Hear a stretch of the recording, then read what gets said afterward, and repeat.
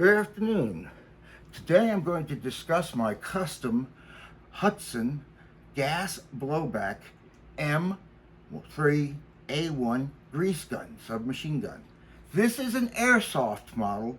It is not a real firearm. It cannot shoot any live ammunition. It can only shoot plastic BBs, and it is propelled by gas, pressurized gas.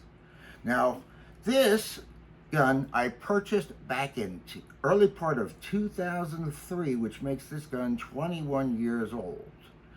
Now, what's unique about this gun is the internal modifications that I made, extensive internal modifications I made, so that it would be able to safely handle green gas and propane gas. The original Hudson, as many Japanese models are, were infamous for their great detail, but their very poor performance using green gas. They were extremely fragile and subject to breakage. So I modified this extensively to go ahead and make it much more durable. So we'll start with the internals.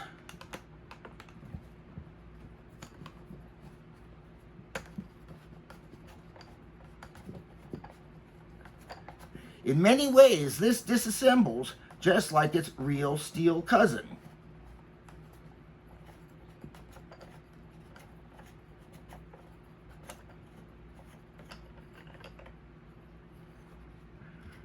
Here is where you will see the extensive modifications that I have made to the internals here.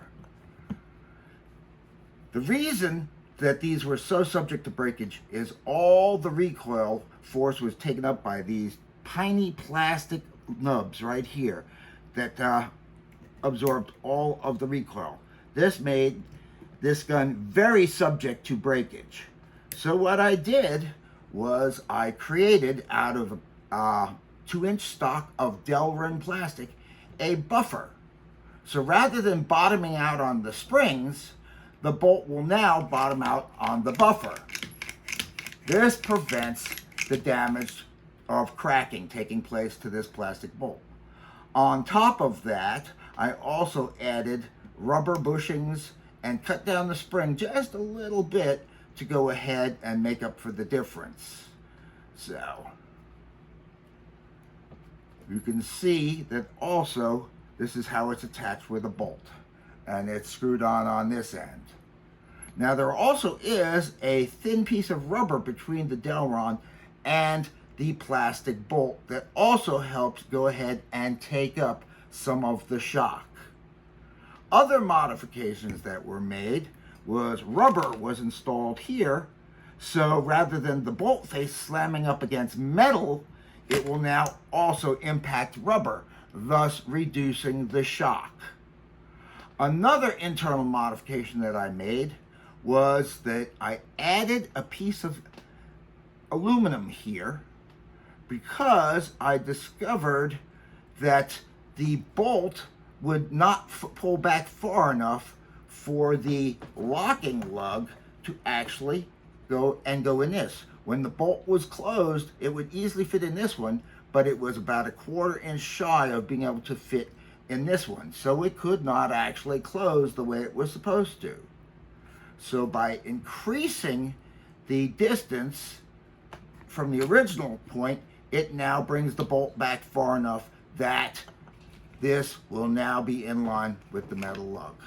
I also went ahead and put 2 rubber O-rings in here and matched with that so that the internal barrel would not flop around so much. It would be much steadier.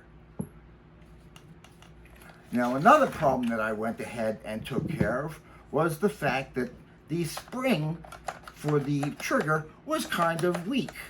So what I did there was I went ahead and increased the spring pressure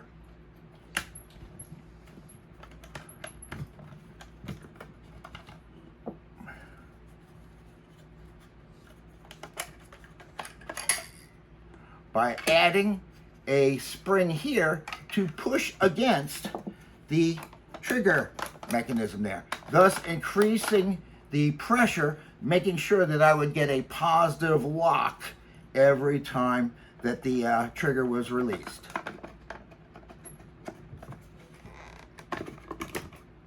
Now, another critical difference between this and the original Hudson was the changing of the safety. Just a second, I have to go ahead and make sure that spring goes in right. There we go.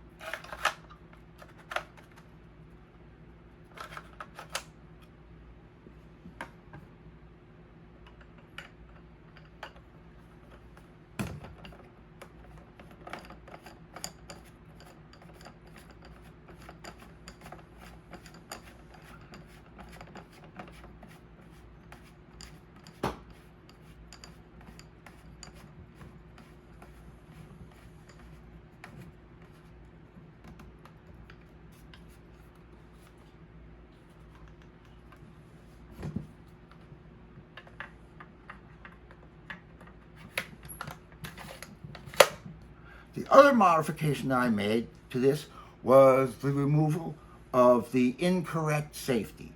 All of the current manufacturers of airsoft grease guns, AEG as well as gas blowback, will have a safety, a slotting safety here or someplace else.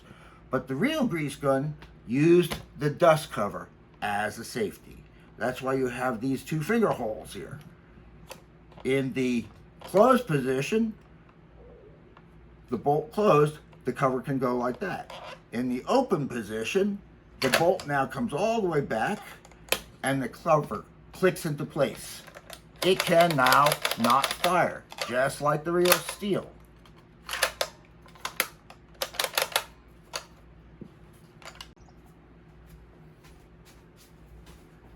With the improved internals, this will demonstrate on the working of the grease gun. Safety on, nothing happens. Grease gun door opened, gun fires. It can even be fired single shot if you just tickle the trigger. The firing rate is faster than the real steel, but still accurate enough, like I said, to be able to function at a single round at a time. Accuracy on this is pretty much like the real steel. It's a bullet hose. It's accurate to about 15 meters on spot. After that, the bullets or the BBs start going a little bit wild. I have made successful kills with this, though, as far away as 100 feet. So it's been a good model for me. And like I said, I've had it for 21 years, still functioning strong.